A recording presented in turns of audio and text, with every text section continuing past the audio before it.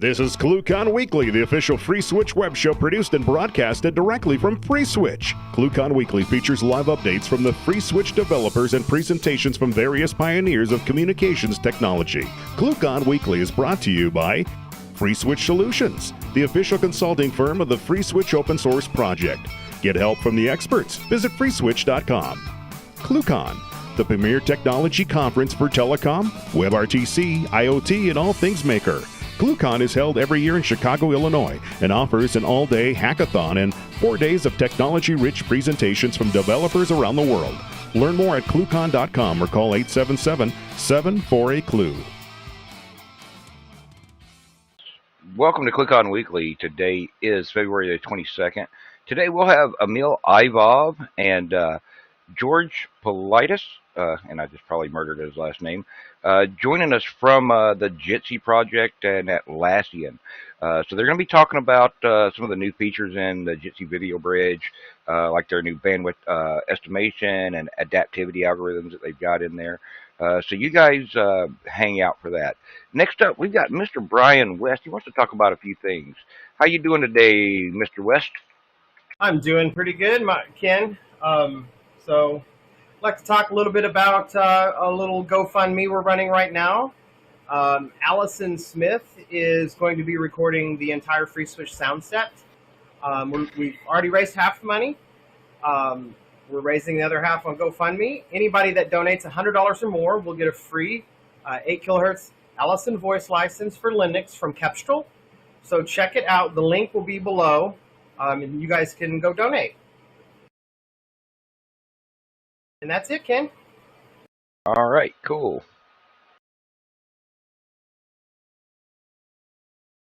And it didn't switch. You locked me to the floor. I'll fix it. Go ahead. There you And go. all right, guys. We're going to do the first here this week on ClueCon. This is a ClueCon weekly weather report. Down here in the West, we've got this low pressure system over here, and it's drawing in some new features into Free Switch like Chroma King Live and everything. Down here in the East, we've got some rain, and then back here in the central part of the state, you can see this front here in Chicago. It's going to be moving out in time for ClueCon, so it'll be nice weather for ClueCon. So if you haven't gone to ClueCon yet, go to ClueCon.com and get your tickets, and we'll see you there. And now we've got Kathleen coming up with the Week in Review. Hi guys.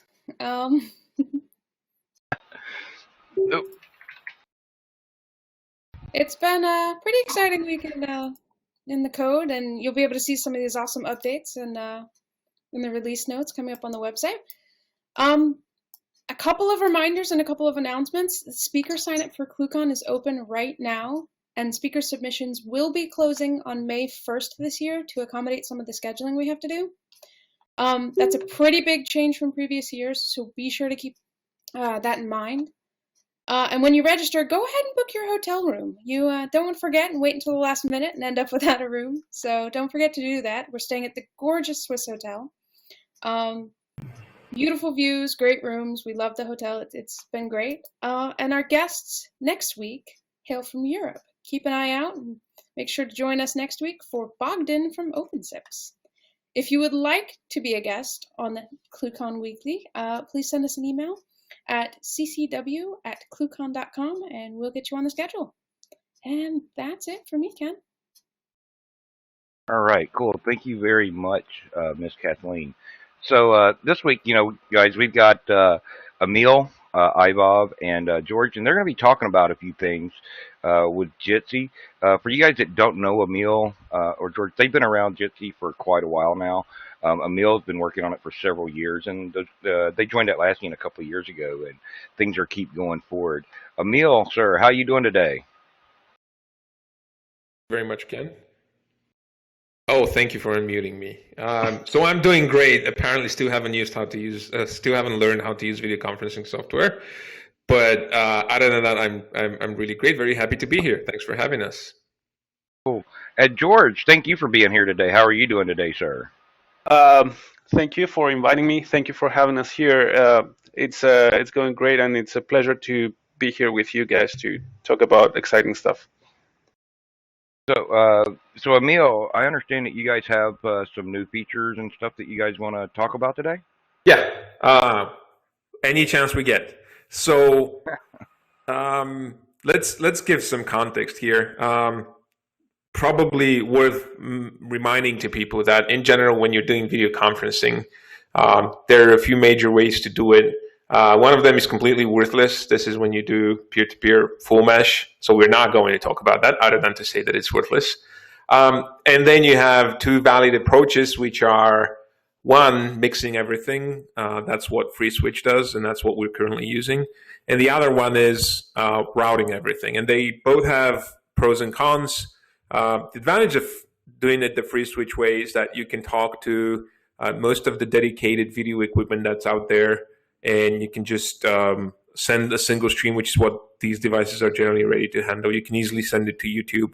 The advantage of using a video routing algorithm is that you can run more devices on a single server, more streams on a single server. This is basically it in a nutshell. Now, obviously, MCUs such as FreeSwitch try to become more optimal and sort of get some of the pros that the video routers have by I know you guys are doing encoding reuses and things like that, and you keep optimizing. And then on the other hand, the main difficulty that you have with a video router is that you don't want to completely flood your endpoints with data that they're receiving. So this is something that Jitsi Video Bridge, which is a video router, has been, we as a team have been working on for quite a while. One of the techniques that we use is called simulcast, and it consists in every endpoint, every sender sending multiple resolutions to the router, and then the router decides which one to resend based on basically what the users are watching. So if I have a large video and a bunch of thumbnails like I do here, the video router would only send the large video for a large resolution for the person who's on stage, and it would forward their lower quality streams, not the larger quality ones, thus saving on some bandwidth. Now, the issue is that even in that situation, sometimes the receiver just can't handle even a single large video, or maybe they can just handle a couple of thumbnails or something like that. So that means that the bridge not only needs to select based on what the user is doing, but also what the user is capable of receiving. And this is what we started working on about these Apple things, I swear. So this is what we started working on about 6 months ago, or more specifically, we wanted Jitsi Video Bridge to be able to detect the available bandwidth that it has from itself to the receiver, and only send as much video as it can feed into it. By, again, not re-encoding video, because we don't have that option in Video Bridge, but only selecting subsets of the stream. That means either simulcast streams or temporal layers, that is reducing the frame rate, setting less frames, and that sort of stuff. So George, who is one of the who is with me here today, George, say hi. So hello. The people.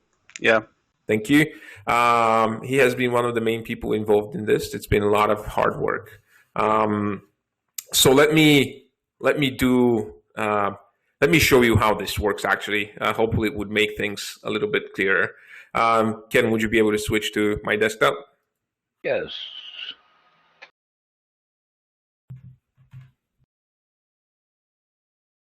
Thank you very much. So what we see here is basically a desktop. This is George's desktop. And he's about to join a Meet conference. You can also see link conditioner in the bottom of the screen. When he clicks on the on button, this would enable a constraint on his network interface, and it would reduce his bandwidth to 1 megabit only. And we're going to see how the bridge will adapt to that. So let me start this now. There you go. Now you see him joining the conference. We have this popular video that's called For People, that's often used for testing. And you can see how the Chrome browser detects the currently available bandwidth that it has with the bridge. It's going slowly toward 4 megabits, and it stabilizes around that point as well. By the way, George, if you feel like jumping in at any point, let me know. But now we're going to see how George will turn on the link conditioner and enable the 1 megabit constraint. So here I make a notice that we are receiving HD resolution, and this indicates that that things are good. Yeah. And now he turned on the link conditioner. You can immediately see that the bridge is detecting the Chrome is detecting a less available receive bandwidth, which is basically a message that it receives from Jitsi Video Bridge. And now you can also see on the left, when George hovers over the GSM bars, that he's now receiving in 360p. So basically, the bridge switched dynamically based on this. So now George disabled the constraint. The full bandwidth becomes available again, and we're going to slowly see the bridge detecting this and indicating it to Chrome. You see how bottom right corner, the available bitrate is rising above 1 megabit. And then if you watch the video, you will see the HD tag appearing again soon as that's possible. Be here. And there it is. The HD tag appeared again. So, as someone once said, 1 small minute for a video and a giant leap for a project, or something like that. You can switch back to me. I'm done with the video. But basically, there are a number of complexities around here. I'm going to let George talk about some of them. But to summarize, to begin with, determining bandwidth is a tricky game. For the time being, we are using Google's congestion control algorithm with some modifications, and we're planning on doing more.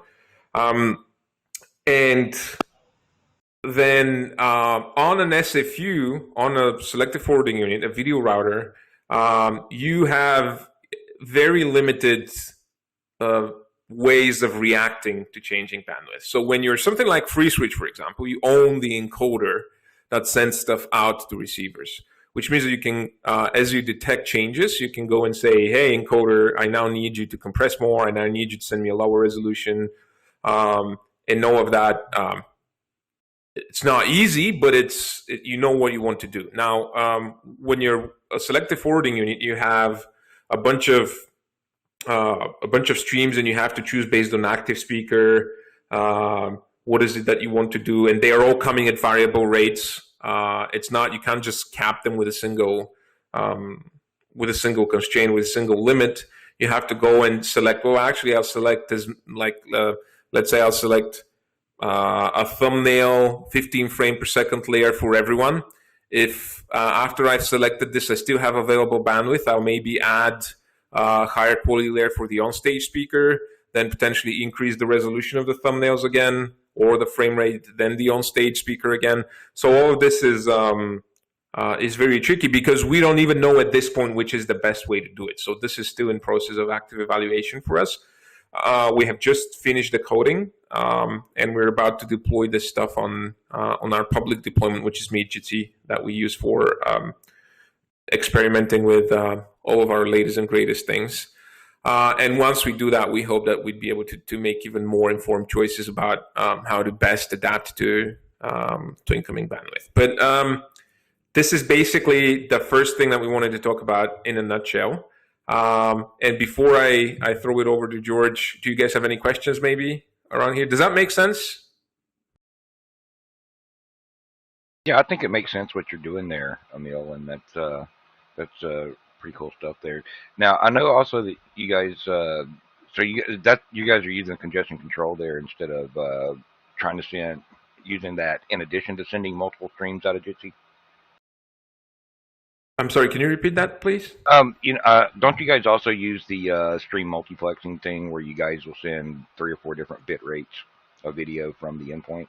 Yes, that's basically what this is, simulcast, and this is basically what allows us to have any choice, whatever, on the video bridge. If you didn't have that, then basically the router is going to have nothing to select from. If everyone is just sending HD, then then really there's not much the router can do. Either it enables you or it doesn't enable you. It has very limited action. You can just, in a multi-party conversation, it could just select to forward a subset of all the participants. But in a one-to-one, there's not even that. When you enable simulcast, then that becomes a lot more interesting, because now you can suddenly go and say, actually, I will forward all the participants, but not all in the HD resolution. I'll just pick thumbnails for some and HD for only one of them.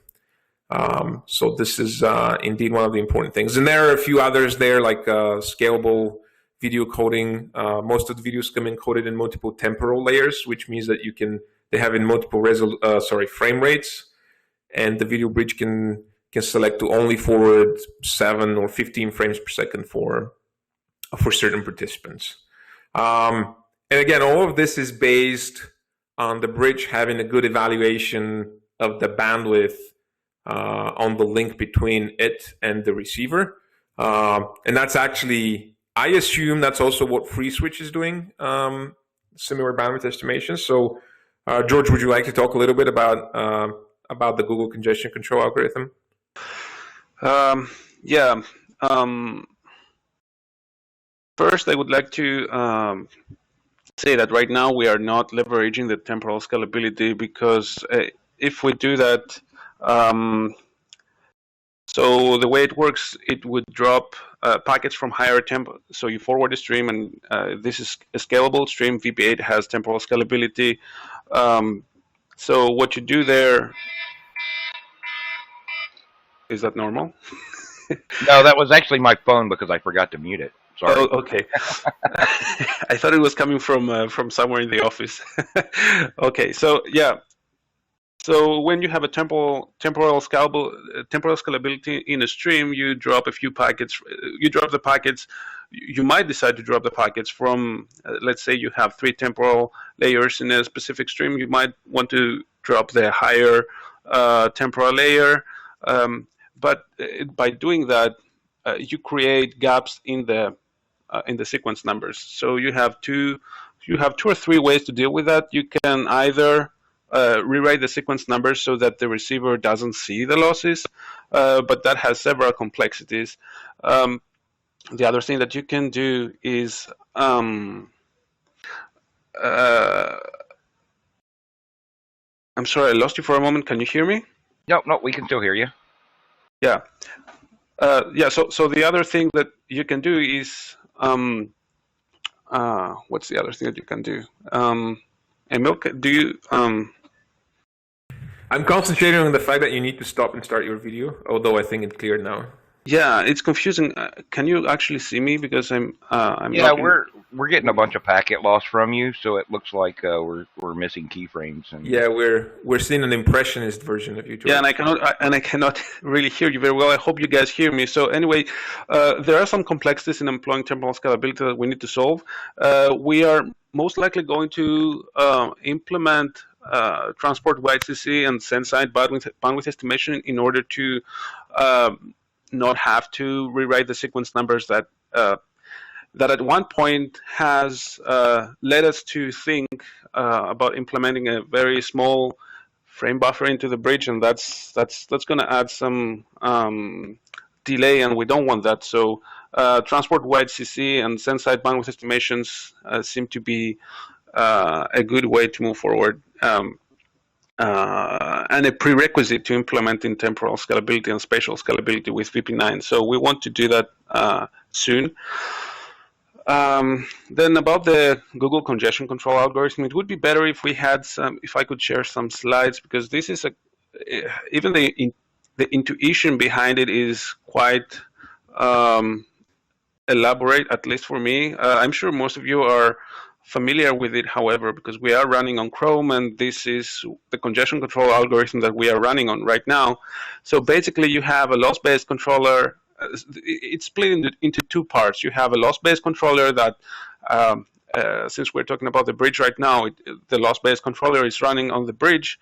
And you have a delay-based controller that runs on the receiver, and it sends feedback to the bridge, to the loss-based controller that runs on the bridge. Basically, the delay-based controller that runs on the receiver sends back to the bridge a maximum value that the bridge should not exceed. However, taking into account the losses, you might decide to not reach that maximum value that the receiver has sent you. So, for example, if you have 2% losses, up to 2% losses, you can keep increasing the bitrate. The bridge can keep increasing the bitrate that it's sending to the receiver. However, if you have 2% from 2% to 8% losses, you need you cannot either increase or decrease. You stabilize the bitrate and you wait to see what's going to happen next. And if actually the losses are above 8%, you start drop the you detect this is actually this indicates poor network link conditions, and you want to drop the loss-based controller drops the estimate of the available bandwidth towards that receiver. So that's what we observed in the demonstration.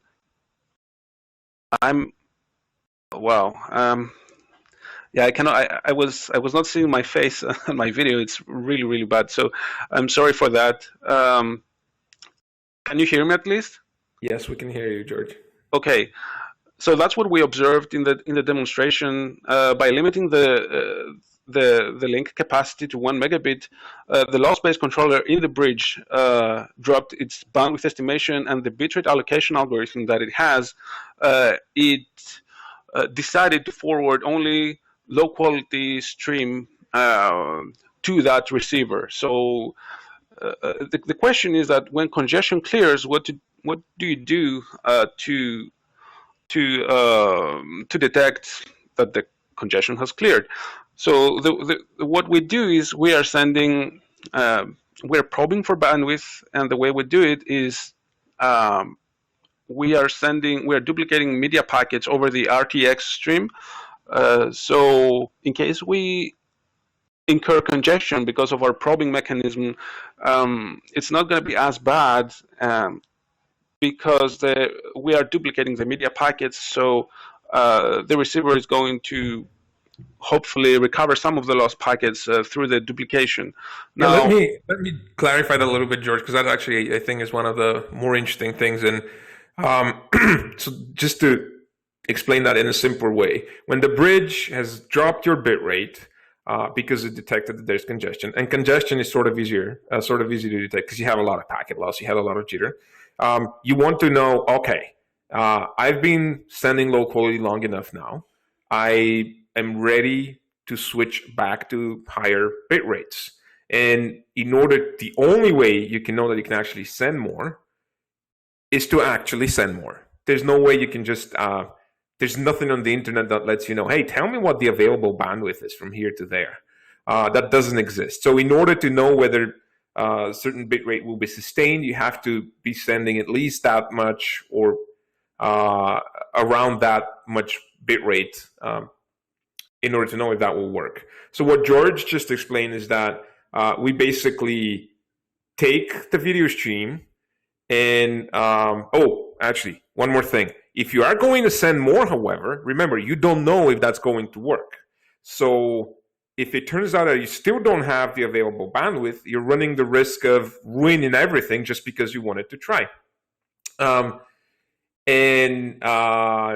This you don't want to happen. You're having a solid conversation. Okay, the bandwidth, the resolution isn't great, but still everything sounds great and is understandable. And then all of a sudden you're spoiling everything because you decided that you needed to escalate to HD. So what George just explained is that in order to avoid that, we basically start duplicating every packet or triplicating the packets as we ramp up. This way, even if we incur extra loss, well, we have actually duplicated or made redundant pretty much every packet. So the extra loss is also going to be significantly less impactful because of that protection. So I think that's actually that's one of the interesting things about these adaptivity algorithms, specifically the ramp up part, is where you start seeing differences from implementation to implementation. Yeah, and actually, Chrome is already doing that. Chrome is probing. If you enable RTX, it duplicates packets. However, the difference is that, what makes the JVB case or an SFU case different is that there you have multiple streams and you have different decisions to make. If you don't have RTX, the only thing that you can do is actually, in order not to cripple the primary media stream, like you cannot, if you, like, RTX is very important, as is FEC, but like if you don't have RTX or FEC, you need to probe for bandwidth in band, like within the media stream, actually, and you cannot duplicate the packets, because if you duplicate the packets, the SRTP layer is going to kill the packet. So the only way you have there, the only thing you have there to play is actually sending empty padding packets with distinct new sequence numbers that don't have any media. So this is the simplest form of probing that you can implement, and it's basically wasting bandwidth to see if it will work or not.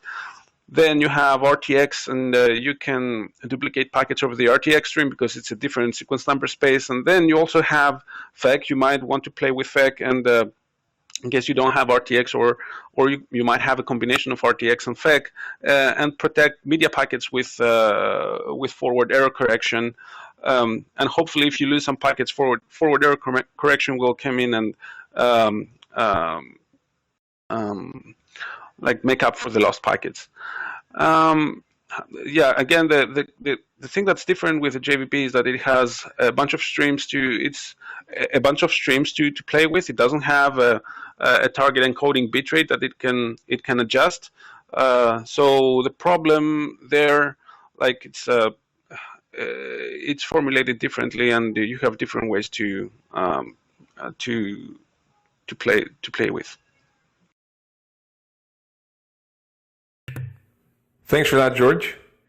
So if there are no questions around this, I wanted to also talk briefly about a few other things that we're working currently in the community. And one that is likely going to be of interest is that we're about to launch what we call peer-to-peer for one-to-one. And here's what this is about. So for those of us who have been in telephony for long enough, we know that ever since the 1990s and the early 2000s, there has been one significant problem for everyone, and that has been NATs, because of the way VoIP was supposed to work, but then it turns out that it couldn't really work that way because of NATs. And then we spent between, I would say, 2000 all the way to 2007, or even, and then partially to 2010, we as a community spent this time fighting the plight of NATs. The first universal, there were a couple of solutions actually around in the nature, and they all revolve around the same thing, which is, if nothing else works, you have to try a media relay. So the SIP world solved its NAT traversal problem with media relaying, or what's often called hosted NAT traversal or latching, which basically consists in, hey, when two phones try to talk to each other, I, FreeSwitch, or I would asterisk or whatever SIP server would replace the IP address of the client with my own. I would force all the media to go through me, and this way there will be no NAT traversal issues. So that works great for audio. It starts being a little bit expensive for video. You could say maybe in some case there might be latency issues, although I wouldn't worry about that because of how in general people's connections are better to data centers than they are to each other. But really, it's mostly about cost and the fact that getting HD video through your service for a substantial amount of users is likely going to cost you very much, which is a problem given that many people expect their video functionality to come for free. So it shouldn't be incurring a lot of cost for you. So server only was never was inconvenient for that solution. Then around 2003, Jonathan Rosenberg and the ITS started work on ICE. That moved along slowly. I believe Google Talk and Skype were among the first to implement versions of ICE that basically consisted in, I will try whatever I can to connect directly, and then I will switch to server relaying in case nothing else worked. So that idea, I think everyone was seeing was sound from the very start. The problem is that it's incredibly complex. It took a while to get right. It took a while to get all the standards in place, not only for the sake of standardization, but also just, to tell people how this is supposed to work in a reliable way. ICE became a standard in 2010. So that was approximately, I'd say, 10 to 12 years after we started working on the problem as a community. Now, one of the aspects of ICE is the turn server, which is the fallback that I've been talking to. If nothing else works, you fall back to that turn server. So if you have one-to-one calls, you do all that, you try your direct connections, and then you just fall back to the turn server and as a last resort. This is part of ICE. What isn't part of ICE is a situation where you want to have a server. This is your most likely scenario. For example, you're joining a FreeSwitch conference, or you're joining a Jitsi Video Bridge conference. So you know that you're going to have a server, but in certain scenarios, at least from an algorithmic perspective, in certain scenarios, it may turn out that a server isn't quite as necessary. So the distinction here is subtle, because in a one-to-one call, you know that if you can do without a server, you're great. In a conference scenario, even though you might end up having the same number of one-to-one calls, one-to-one conferences as you would in other situations, you know that you have to support the conferencing scenario as well. So to give you an example, for example, on Meet Jitsi or on our HipChat video deployment, we have between 66 and 75% of all conferences are actually one-to-one conferences. From our algorithmic perspective, they look like conferences, but there's really just two people in them. So we thought for all of these, we could potentially be saving on bandwidth by just letting them talk to each other. And then if a third person joins, we can try to get them back on the bridge. We didn't want to mess with, traditionally the way you would handle that with ICE is doing a nice restart, and you negotiate a different path. Well, we didn't want to mess with that in this case, because a nice restart is I'd say a little bit of a risky process with the current implementations. From a product perspective, it's not supposed to be disruptive. You're supposed to try, see if something else works, and then switch. So I'm not really sure how well that works across all WebRTC implementations right now. But here's a more objective reason. It takes time. Okay, so let's say that Ken and I connected directly, and then suddenly George joins our call. From a user experience perspective, we should just see him pop and start talking. If you are doing ICE restarts here, you have to launch ICE at that point, see that it succeeds, and then move to the new link, and only then George will start hearing us and being able to talk to us. So that's an issue. We didn't want to do that. And the way we decided to handle it is we always start our multi-party conferences on the bridge, even one-to-one. We then we try to establish a direct peer connection. If it turns out that there's only two people in the conference, we try to establish a direct peer connection between them. And if that succeeds, we will switch, without destroying the bridge connection, we will switch media transport from the bridge peer connection to a direct peer connection. And we would maintain the bridge peer connection open in case we need to move there. As soon as the third participant joins, we immediately switch the streams back to the bridge connection. So this involves no renegotiation at this point. This is an entirely redundant process. It happens in parallel with all communication. It's actually working pretty well. And we're going to deploy that likely in the next couple of weeks on MeetGTC and start experimenting with it. So that's something that we're pretty excited about. Specifically, ICE is a favorite topic of mine, not traversal in general, and I find it interesting that we found a solution in this case that doesn't fully use ICE, and it still gives you approximately pretty much the same result. Um, the interesting part here is that, and this is something that often comes up on our mailing list. People would often come to install Jitsi Video Bridge and they would say, "Hey, how do I make it use a turn server?" Because by this point, by 2017, people have learned that if you're going to do conferencing, you need to use a turn server. The thing is that not really, not always. You just need a media relay, and turn server is just one sort of relay. The video bridge, which is a video router, is essentially doing the same job, and so is FreeSwitch in this case, for example. It is a media relay, in addition to being an MCU. So there's that. Another interesting thing that we're working on is our mobile versions. This is something that we've had people ask for quite a while. They are not publicly announced yet, but for FreeSwitch fans, we can say that they're both available. The Android and iOS version for Jitsi Meet are available on the Apple Store. Oh, that's interesting. No, the Android version is not available in the Apple Store. It's available on the Google Play Store. I wanted to know how you did that. Yeah. Well, we have friends, and we made them an offer they couldn't refuse. So, that was a very interesting experience that I'd like to talk a little bit about. It's something mobile has been causing me an anxiety for years and years. It's something that I've personally wanted us to have even before we started doing Jitsi Video Bridge, even while we were still doing the Jitsi clients.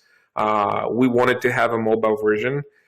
And it always ended up being this huge pit where you just throw time and you never see an end in sight. That's it ended up being quite depressing to me because to give you an example, Jitsi Meet, which is basically an equivalent to this application, is about 40,000 lines of JavaScript code, and within the projects, the Jitsi Meet project themselves. So that took us a lot of time to write, and then we started experimenting with doing, the conventional thing. We're going to have a Java version for Android, and we're going to have an Objective-C version for iOS. And we tried to do that, and just with the prototypes, just building the iOS prototype was actually built by Chris Wendt and his team at Comcast. So theirs quickly got to 19, 20,000 lines, just the prototype. And it was at about, it was nowhere near feature parity with the desktop version. So everything was there to show that we were probably going to have to add at least that much more code, if not more, to complete it. And the situation on Android was exactly the same. And this we couldn't. There was no way we could make this work. We couldn't. We're a small team. We're basically 10 people, around 10 people all the time. So we couldn't foresee how we couldn't just triplicate. We either had to split the team in three, and then some people work on Android, and some people work on iOS, and some people work on desktop, and that basically means coming to a halt in all feature releases, and we just our pace slows down to a creep. Creep? No, do you say that? No, crawl, I guess is what I mean. Anyway, you got me. You either do that, or you go and ask for, hey, can I get 20 more developers tomorrow because I need them? And then you get left out of the room, basically. So this is where we discovered, we had heard before about things like Cordova. We had played around with them a little bit, but it just didn't feel like we could get something that would match our expectations. So we decided not to pursue with Cordova. Also, I think that it seems to have a little bit more traction today. When we tried it, it didn't feel, I wasn't quite convinced if this was headed in a stable project direction or if it was being abandoned, and that probably is just me. Anyways, the main argument was that it didn't, we didn't think we could get what we needed. So in the beginning of last year, actually, someone suggested that we should try doing things with React Native. And that was actually Lubo from our team. And with the promise of React Natives is that basically this is an effort from Facebook. They started React as a way of writing web interface and web components, basically. And then they added a way to run that on mobile, to run JavaScript on mobile, and seamlessly integrate it with native code. So we started experimenting with React Native about April last year, and in September and October we had our first versions for Android and iOS. And after a few tweaks, they were basically sharing the full signaling layer with desktop. It was exactly the same code running on desktop, Android, and iOS, which was huge for us. And it was Android and iOS were 100% sharing their user interface code. And we're currently working on making sure that both of these also share the user interface code with desktop. So this is what allows us to have mobile versions today. So if people here want to give them a try, just go on your mobile store and look for Jitsi Meet. The interesting thing is, because Jitsi is an open source project, you can obviously run your own deployments of Jitsi Meet. The mobile application can use them. You just have to type the full URL into the box that you have, the full URL of your conference at your server, or rather your server / your conference. And the mobile app will join that, and we'll make that process a little bit easier. There's also support for schema links, so if you want to have links to your conferences that are usable from this mobile application, that's also possible. So these are the main things that we're currently working on. We obviously have ongoing feature improvements all the time. So we recently had a contributor, Lenny, add support for individual audio level adjustment, which is one of those things that are simple but are super handy. Speaker statistics. Saul, who joined our team recently, is currently working on the ability to switch to an audio-only mode. Specifically, when you're on a mobile, for example, when you switch away to another application, you don't need to be sending any more video, but you also don't need to be receiving any more video. So he's signaling that to the video bridge in order to indicate that you should stop sending video. And we're also thinking of enabling that feature on desktop as well. Because interestingly, and Ken, I think you would probably be sympathetic to this, unless you built that 40-meter tower that you were thinking about. We have had a bunch of people come and say, you're completely killing me bandwidth-wise. And we're thinking, why? Things should adapt. Well, it's not about the bandwidth, actually. It's really about how much you consume of it, because I have bandwidth. I just don't want you to be using that much because I'm on a satellite connection and I'm paying a lot for this. So you're using it all up, so I really don't want to use you anymore. So that was interesting to me, because every time we've had this reflex, hey, if you need to turn off video, the video bridge should detect that and it should do it automatically. So no, we don't want to overpopulate the interface with things. But then there are cases where you just cannot know, for example, the cost of a link and just drop video based on that. So this is something that we're likely going to have soon as well, by May, June, I suppose. And I think those are the main things. I'm going to shut up for a few seconds in case, George, you want to add something, or if you guys have any questions.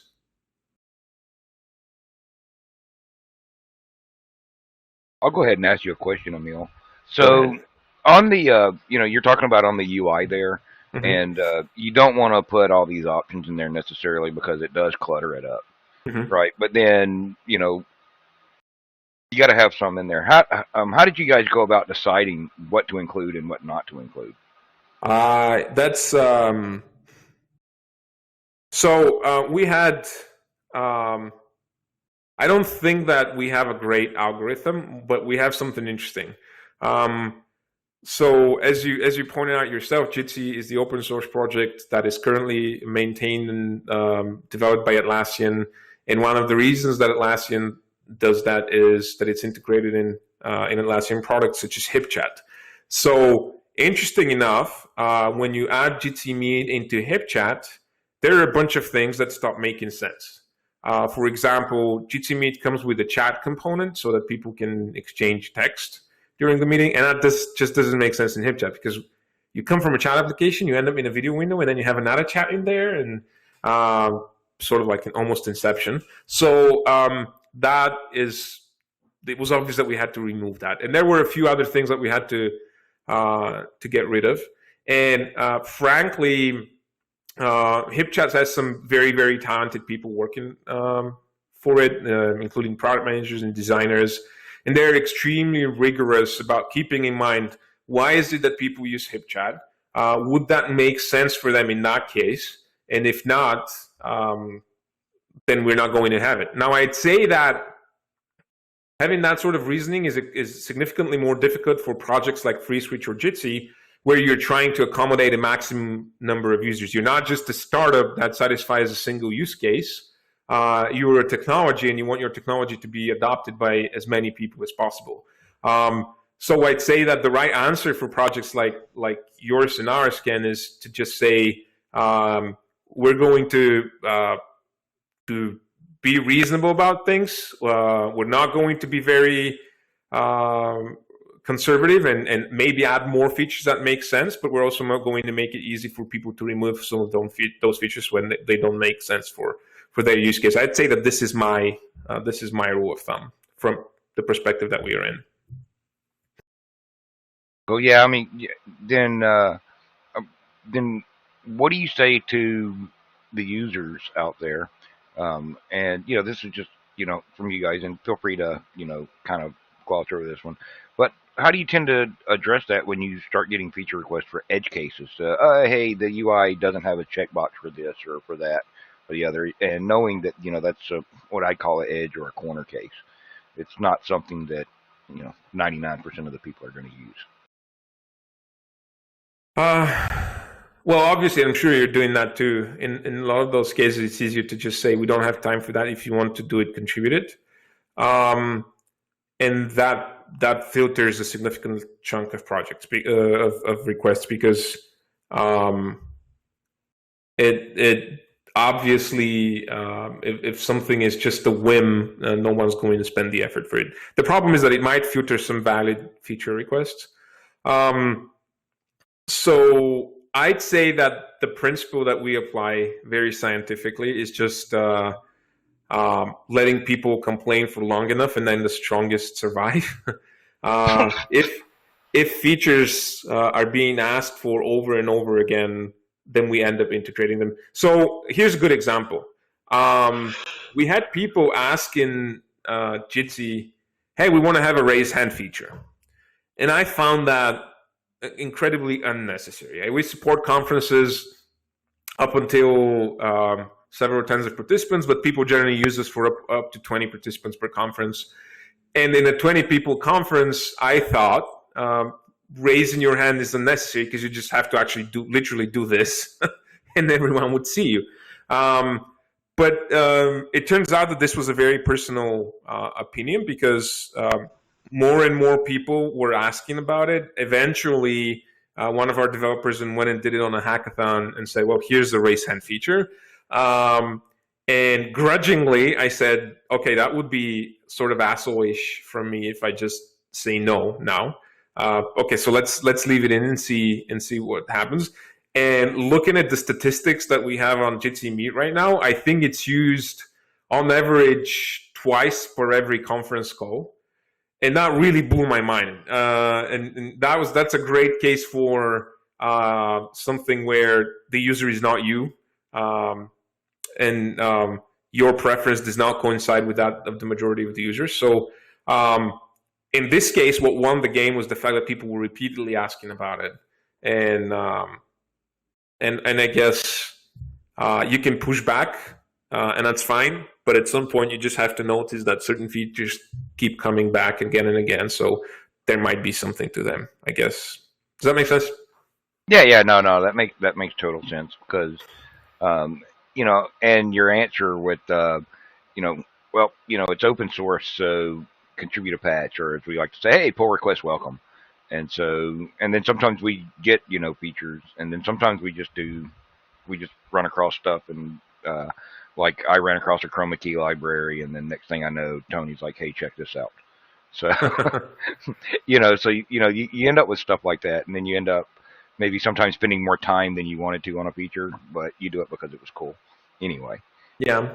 I'd So say and, one of the important things here is that having ever since, so we used to be a fully client solution. We didn't know what our users were doing. That's not how you used to build software, I guess, especially free software back in the day. But one of the things that changed a lot for us is ever since we started doing web, and we could get some level of aggregate statistics to know here in all conferences, here's how many people raised their hand, here's how many people muted, here's how many people shared their desktop. Having that is incredibly useful because even if it allows you to validate certain decisions only post factum after they've been done, it still is a way of validating them. So I'd say that I have felt reborn ever since we started doing analytics and looking into those things. And obviously, you have to be careful not to about people's privacy and make sure that everything is anonymized and aggregated. But once you've done that, I think everyone's a winner from that point on. So I've become a firm believer in these things recently. yeah, so I mean, you guys have been working on some really cool stuff over there lately. So it's it's good to see that there's things that are still moving forward. And like you said, Jitsi is an SFU where we're using an MCU here. So there's some differences between the two. And I think there's use cases for some where for one where there's use cases for the other. So where people might see us in competition a little bit, well, maybe we are in some ways, but in other ways, not really. Yeah, I don't think so either. I think that first of all, that's a very healthy competition because it keeps us thinking about, hey, here's for example, an MCU would do this thing and they wouldn't have that problem. Isn't there something that we could sort of emulate a similar experience? So it keeps giving us ideas. And yeah, as for the competition, I think it's really first of all, it's a big world. There's place for everyone under the sun. And secondly, there's different use cases. So again, talking to dedicated video endpoints is something that is exclusively possible for an MCU. And then doing a very cheap deployment on easy machines for browsers is something that is easily done with an SFU. So there you go. Yeah, there's a lot of just crazy amount of use cases out there for going either direction. Yes. So and then there's use cases for doing things like I don't know, using FreeSwitch right along JV. So yes, we actually do that. We actually do that for audio conferences. We get FreeSwitch to we gateway our calls to FreeSwitch so that people can join over the phone as well.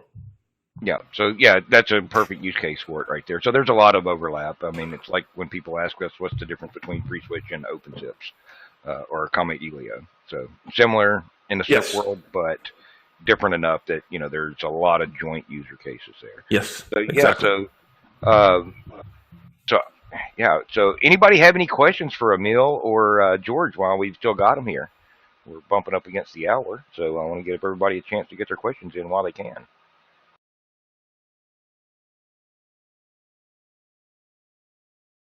All right, Emil, anything else you want to get out there for everybody today?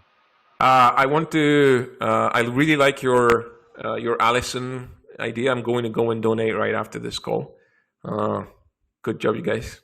That's a good idea. Thank you very much. My pleasure. Yeah. Any last words you want to get in there, Brian or Kathleen?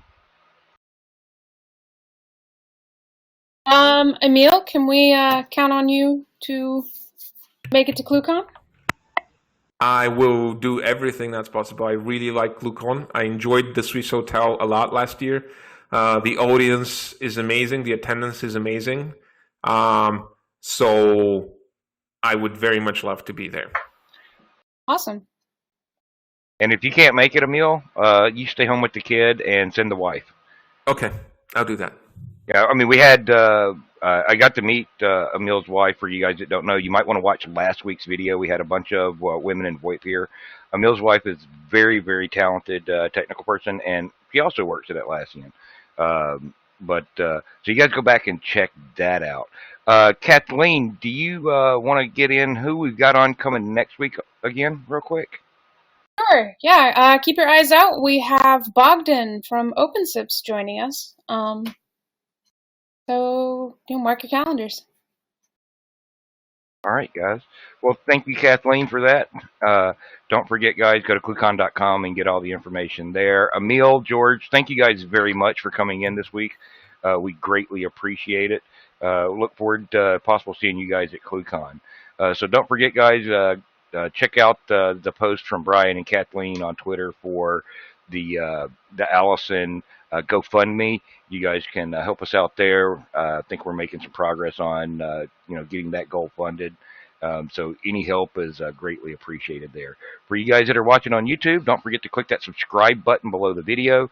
You'll get the updates on when we're live broadcasting on here. Plus, you'll also get updates on other videos that we may post from time to time.